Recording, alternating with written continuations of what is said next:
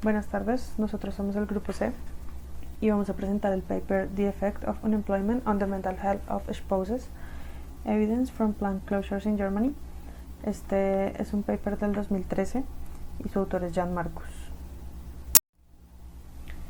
Respecto a la motivación que tiene el autor para este paper, es mostrar los efectos del desempleo involuntario sobre la salud pública, en especial sobre la salud mental de los individuos, pero no solo de los individuos directamente afectados por el desempleo, es decir, la persona que queda desempleada tras el cierre de una fábrica, sino también los efectos sobre su cónyuge.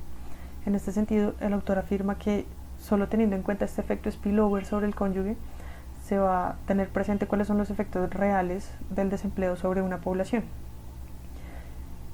Este efecto debería ser significativo para el autor porque cuando un individuo queda desempleado, su cónyuge tiene que afrontar la depresión del cónyuge que queda desempleado, la presencia no acostumbrada de la pareja en la casa, un estatus social reducido y también la disminución del ingreso.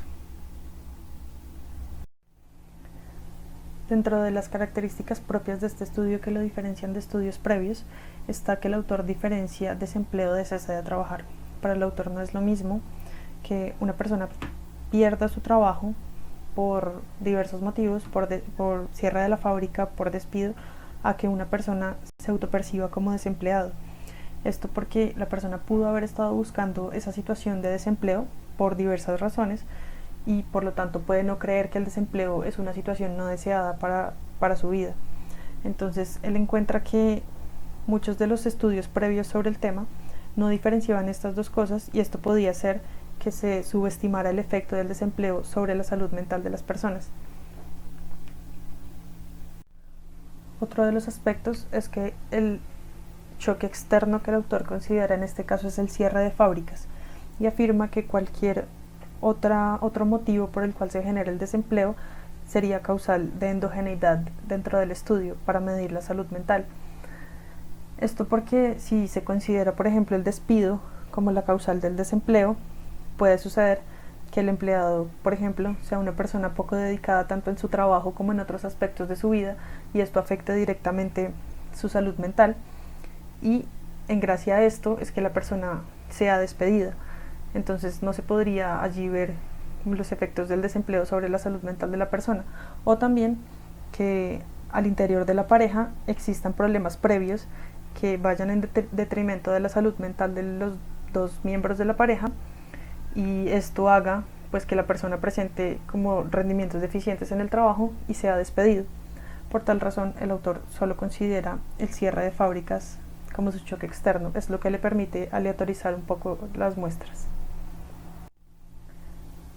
Finalmente, el autor encuentra límites en estudios previos que solo habían considerado los efectos del desempleo sobre la salud mental en grupos reducidos. Por ejemplo, hay uno que solo lo considera para personas que están bordeando los 50 años más o menos y pues dice que esto no nos presenta un panorama general de esos efectos que él quiere medir.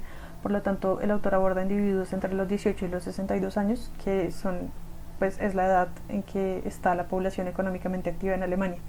Y su estudio va desde el 2002 hasta el 2010.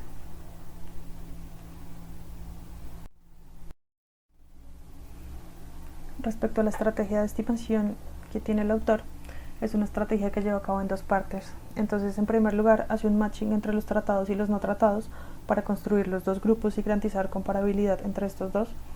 Y en segundo lugar, lleva a cabo la estimación por diferencias en diferencias y el efecto lo mide sobre los tratados. Respecto a la primera parte, el matching que hace no lo hace con los métodos tradicionales de Propensity Score Machine, por ejemplo mediante el método de kernel, sino en este caso utiliza una técnica que se denomina Entropy Balancing. Lo que hace esta técnica es que reduce el desbalance entre las variables explicativas al hacer que cumplan ciertas condiciones y aumenta la similitud entre los grupos de tratamiento y de control.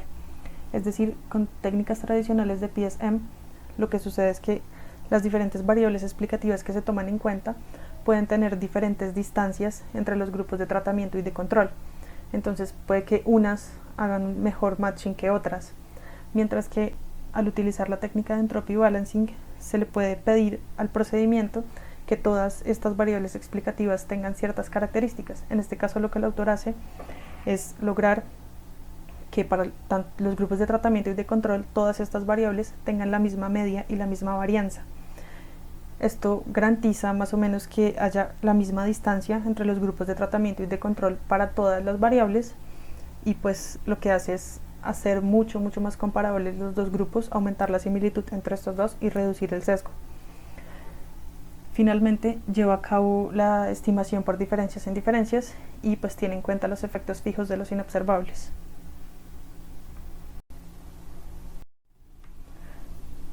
Acá podemos ver un poco más detalladamente las características de los dos grupos y el proceso de construcción de los dos grupos de tratamiento y de control. Entonces aquí donde dice Before Treatment está que al principio, bueno, el directamente implicado era una persona que trabajara a tiempo completo o a medio tiempo, un empleado del sector privado y una persona que estuviera en el rango de 18 a 62 años. Después del tratamiento, el directamente implicado pues se dividen en dos grupos: el grupo de tratamiento, que es el desempleado debido al cierre de la fábrica, y el grupo de control, que pues son aquellos individuos cuyo estatus de trabajo no cambió. Para el cónyuge, antes del tratamiento, pues son personas que simplemente compartieran el mismo hogar, no necesariamente que estuvieran casados con el directamente implicado, y después del tratamiento, pues son parejas que siguieran siendo las mismas parejas y personas que no hubieran cambiado su estatus de trabajo, que no hubieran perdido su trabajo. Esto para que el efecto que tiene la pérdida del trabajo de su cónyuge no se pierda o no se confunda con el efecto sobre la salud mental por la pérdida de su propio trabajo. Respecto a los datos que utilizó el autor, son datos del SOEP, que es el German Socioeconomic Panel, que tiene las siguientes características. Es una encuesta longitudinal, lo cual le permite hacer seguimiento a los mismos individuos antes y después del tratamiento. Es una encuesta que garantiza representatividad de toda la población alemana. Es una encuesta también que hace seguimiento a los miembros de una familia tras su disolución.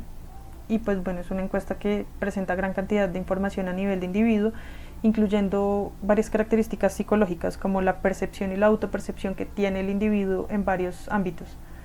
En esta medida pues permite también al autor acercarse como con mayor fiabilidad a su salud mental. Vemos que el autor acá nos presenta estadísticas descriptivas de algunas de las variables explicativas, no de todas, porque en realidad considera bastantes, pues en la encuesta que usa encuentra información muy amplia por individuo. Entonces nos muestra acá solo algunas de esas variables explicativas, y lo que hace es dividir un poco el grupo de control entre los individuos con los que los tratados hicieron match y con los que no hicieron match. Y al final, en la última columna, nos muestra la diferencia estadística que hay entre el grupo de tratado y el grupo de control que no hicieron match. Esto pues nos muestra que la diferencia es significativa para la mayoría de los casos, lo cual refuerza un poco la importancia de hacer match antes de aplicar los procedimientos de diferencias en diferencias. Vemos acá también que por la misma técnica de entropy balancing y por las especificaciones que se le había pedido a esta técnica, la media entre el grupo de tratados y el grupo de control que hizo match es la misma, que es lo que se explicaba anteriormente. Para presentar los resultados, el autor hace 4 especificaciones. La primera de ellas es una diferencia de medias simple. Entonces es la comparación simple de la salud mental entre tratados y todos los controles después del tratamiento. Cuando se refiere a todos los controles, son todos los individuos que tienen la muestra que no perdieron el empleo, pero que no necesariamente hicieron match con los tratados, dadas sus características. Entonces, pues sí, esto es previo al match. La siguiente especificación es una diferencias en diferencias, que también es previo al match. Todavía no ha dividido los controles entre el grupo de match y el grupo que no hizo match. Y pues se trata simplemente de diferencias fundamentales entre los dos grupos. Sin embargo, aquí afirma que estos dos grupos, aun si no hubiera existido el tratamiento, ya presentaban tendencias diferentes. Entonces, bueno, no es del todo claro porque cuando presentaba tendencias diferentes hizo este modelo de esta forma, corrió un diff and diff. Sin embargo, pues esta no es la especificación principal del modelo, sino va a ser la cuarta. Y pues bueno, este es un diff and diff que corre sin controles. Estas dos, de acuerdo como entendí, estos dos primeros los hace un poco también para mostrar el cambio, para contrastar con el grupo de control que sí hizo match, que ya es el que va a utilizar para los siguientes dos modelos.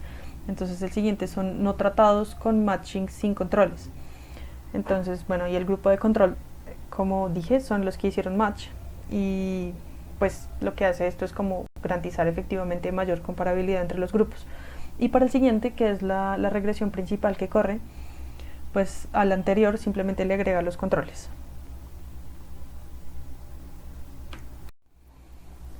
Acá podemos ver el cuadro de síntesis de resultados que nos presenta el autor.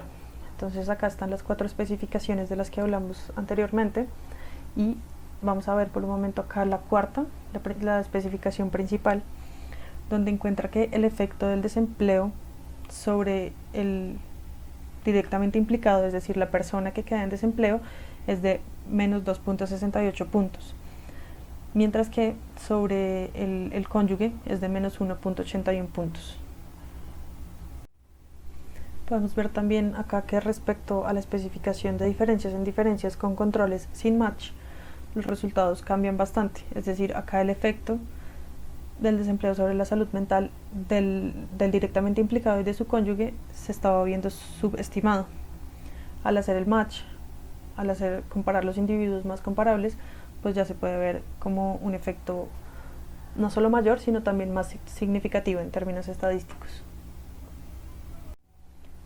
Finalmente, acá en la última parte, el autor divide el grupo de los tratados entre aquellas parejas en las que el directamente desempleado es el hombre y aquellas parejas en las que la persona que se queda desempleada es la mujer.